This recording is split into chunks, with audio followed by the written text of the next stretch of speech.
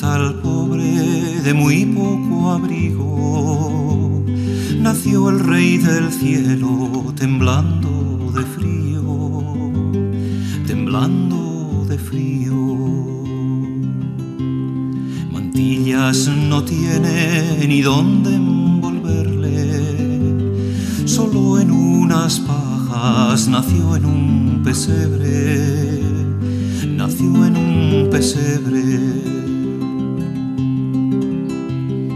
En aquel pesebre entre hierba y heno nació el niño rey de la tierra y cielo, de la tierra y cielo.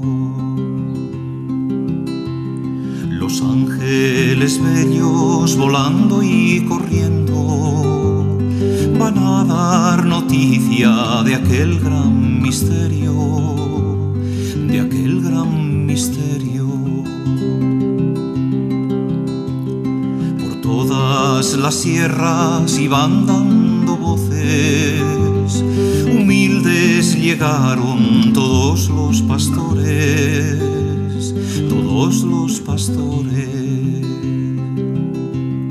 Los pastores vienen con grande alegría, adoran al niño y aman a María, y aman a María.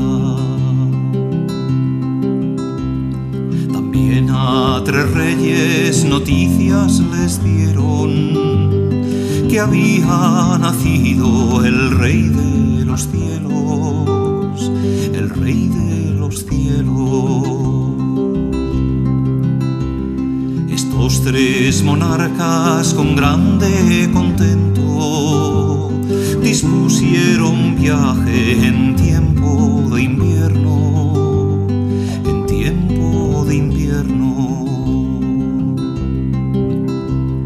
Dispusieron viaje, luego caminaron, la estrella les guía, les iba alumbrando, les iba alumbrando. La estrella les guía hasta que llegaron a ver a la Virgen y al niño en sus brazos,